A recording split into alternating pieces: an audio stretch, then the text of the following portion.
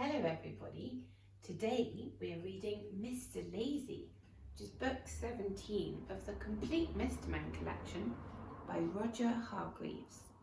I have my favourite friends with me, Sean the sheep and Molly the mummy with her little baby, Bear. So everybody get cosy and tucked up and the story of Mr. Lazy shall begin. Mr. Lazy. Mr. Lazy lives in Sleepyland, which is a very lazy-looking and sleepy-like place. The birds in Sleepyland fly so slowly they sometimes fall out of the sky. The grass takes so long to grow it only needs cutting once a year. Even the trees are lazy-looking and sleepy-like. And do you know what time everybody gets up in Sleepyland? The answer is they don't get up in the morning. They get up in the afternoon. And incidentally, this is what a Sleepyland clock looks like. Everything takes so long to do, there's only time for 4 hours a day. Anyway, this story starts with Mr. Lazy being fast asleep in bed. In Sleepyland, they call that being slow asleep. He spends rather a lot of time in bed. It's his favourite place to be. He opened his eyes, yawned again, and went back to sleep. Later, Mr. Lazy opened his eyes again, yawned again, and went back to sleep again. Much later, Mr. Lazy got up and went to make his breakfast. We say breakfast, although really it was tea time. He put the kettle on to make some tea. Kettles take 2 hours to boil in Sleepyland. Then he toasted a slice of bread. Bread takes 3 hours to go brown in Sleepyland. Toast never gets burnt there. When he was waiting for his kettle to boil and his bread to toast, Mr. Lazy went into the garden of Yawn Cottage, which was where he lived.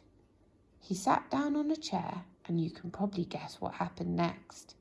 That's right, he yawned and yawned again and went to sleep.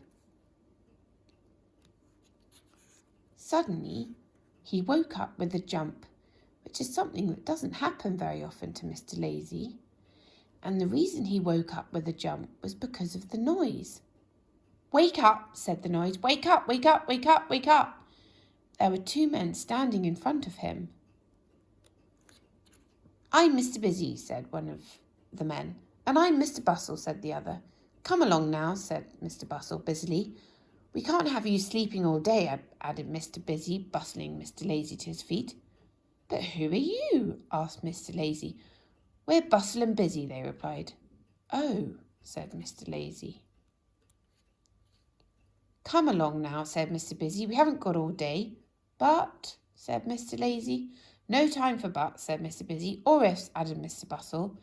"There's the wood to chop and the beds to make and the floors to clean and the coal to get and the windows to polish and the plates to wash and the furniture to dust and the grass to cut and the hedges to clip and the food to cook and the clothes to mend," added Mr. Busy.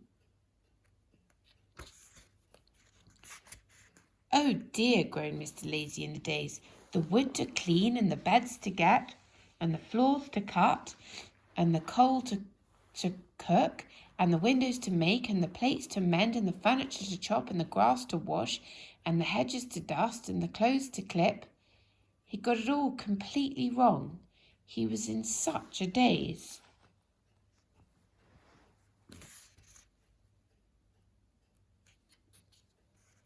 Then Bustle and Busy set Mr. Lazy to work, chopping and making and cleaning and getting and polishing and washing and dusting and cutting and clipping and cooking and mending, not to mention all the fetching and carrying.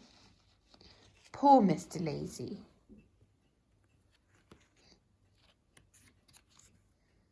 "Now," they said when he'd finished, "it's time for a walk." And off they set and off they set on the longest walk Mr. Lazy had ever been on. Mr. Lazy is one of those people who never walks when he has a chance of sitting down and never sits down when he has a chance of lying down. But this day he had no choice. They made him walk for miles and miles and miles until he felt his legs must be worn right down to his body. Poor Mr. Lazy. When they arrived back at Yawn Cottage, Mr. Busy said, "Right, now for a run." "Oh no," groaned Mr. Lazy. "When I blow the whistle," said Mr. Bustle, producing a whistle, "you've got to start running." "As fast as you can," added Busy. Mr. Lazy groaned a deep groan and closed his eyes. Mr. Bustle put the whistle to his lips. "Whee!" whistled the whistle.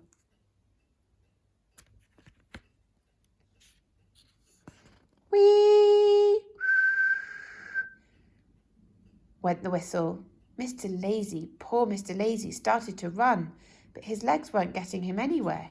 He opened his eyes and looked down to see why, and the reason his legs weren't getting him anywhere was because he was sitting on a chair in the garden, and there was no sign of Mr. Busy and Mr. Bustle.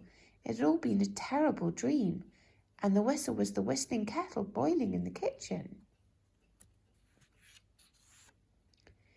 Mr. Lazy heaved a sigh of relief, and then he went into the kitchen and sat down to have his breakfast and to think about his dream.